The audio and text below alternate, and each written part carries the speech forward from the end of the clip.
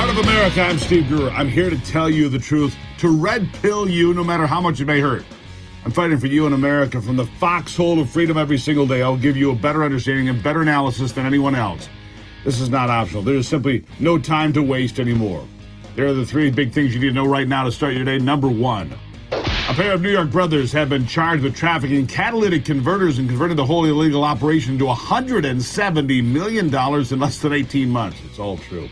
Number two, the economy is getting so bad even self-checkout machines are asking for tips in the latest scam to hammer consumers to pick up even higher costs because of inflation.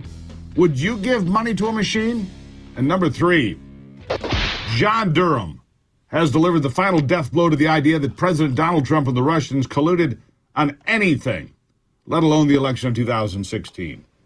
In fact, in his just released 300-plus page report, Durham says the FBI and DOJ should never have opened the investigation in the first place because there was no justification for any of it.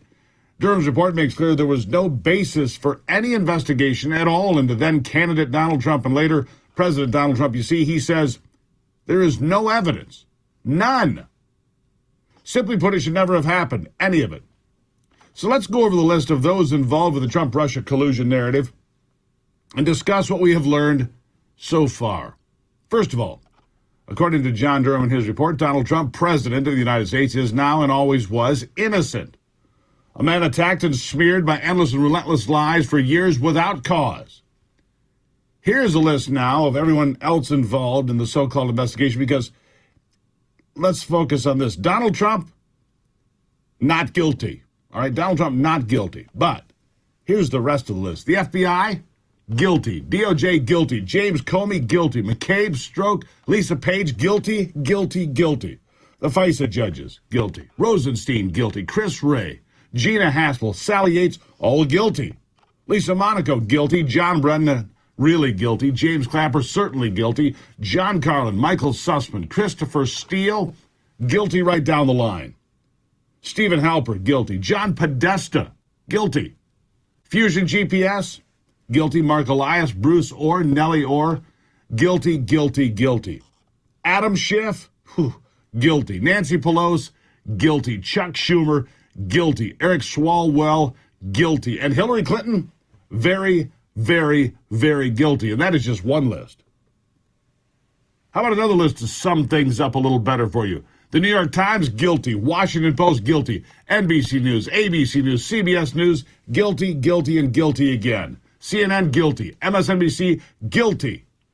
Joe Scarborough and his performing pompadour, guilty. Mika, guilty. Donna Brazile, Chuck Todd, both guilty. And you know, I could go on for a long time of this, but the truth is, the very institutions of this nation were forever harmed by the political ambitions of Hillary Clinton and her dishonest supporters inside the swamp, the deep state, and the very corrupt corporate media. I mean, you can't even make this stuff up. I mean, the New York Times and Washington Post have still not returned the Pulitzer Prizes they claimed by writing fictional accounts of a fictional story. But they don't care. They don't care as long as they attacked President Donald Trump and diminished him as much as possible. That was the goal from the onset. Adam Schiff is one of the most incredibly dishonest and misguided people to ever serve in Congress. And the one person who pushed the fake Steele dossier more than just about anyone else, he will sacrifice America on the altar of ideology as long as he can keep power, and was among those that continued to claim without evidence that Russia colluded with Donald Trump in the 2016 election. Listen. According to Christopher Steele, a former British intelligence officer who is reportedly held in high regard by U.S. intelligence. When you look at just what has become public, some of the public information is very much in line with what is reported in that dossier. The most significant thing to me is that Christopher Steele may have found out, even before our own intelligence agencies, that the Russians were in fact aiming to help Donald Trump in the election. As chair of the House Intelligence Committee, do you regret giving some credibility to the Steele dossier before anybody had been able to verify anything in that?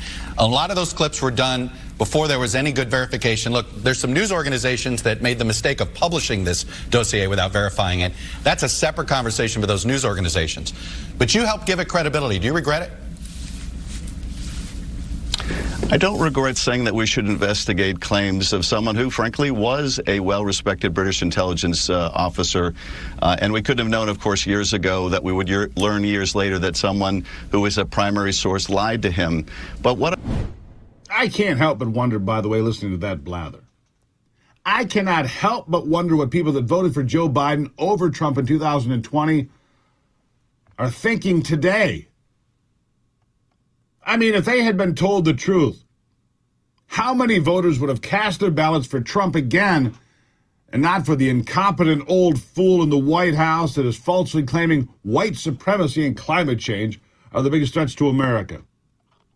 When it's damned obvious that global elites and a corrupt media apparatus that are intertwined are by far more dangerous existential threats to this great nation than anything else. The media, the FBI, and the Department of Justice will not recover from the destruction of their credibility until each one is torn down, I mean to the foundation, and rebuilt or scrapped into the ash heap of history. The calls for the FBI to be disbanded altogether sounds like a better idea every single day, and the DOJ should be stripped bare of anyone who had any connection to this farce and this hoax that was foisted upon the American people at the expense of Donald Trump and all of us. And yet, nothing will happen to any of these people. It won't. And the whole dishonest circus will keep rolling along until or unless some very brave and honest people take back the power in Washington. In fact, it seems more clear today than ever that Donald Trump is the only person who would be able to take on this filthy collection of corrupt bastards and win. This report from John Durham, however, won't cause people like the world's tallest Boy Scout, James Comey, to reflect on what went wrong. It won't give Hillary Clinton one moment of self-reflection and pause, and it certainly won't faze Adam Schiff, who we saw right there. No, in fact, I will guarantee you that the spin machines will be running into overdrive from both Comey and Clinton and the dishonest newsrooms all over America and elsewhere to turn this somehow into a misguided report that should have found President Trump at fault for something, for anything, while never admitting the magnitude of their own deception. That's where we are. On MSNBC, it took almost no time to launch attacks on John Durham. No surprise at all. Here's a quick preview. Listen.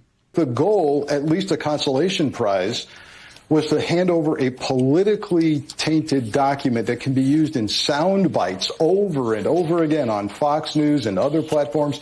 Already, Congressman Jim Jordan has publicly stated he's going to call Durham to testify in Congress. And you know, sarcastically, I'll note, as others have done, yeah, John Durham should be Exhibit A in the so-called weaponization of government subcommittee, because he was weaponized by Bill Barr and turned against the very institutions that he comes out of. So, lying, dishonest bastards.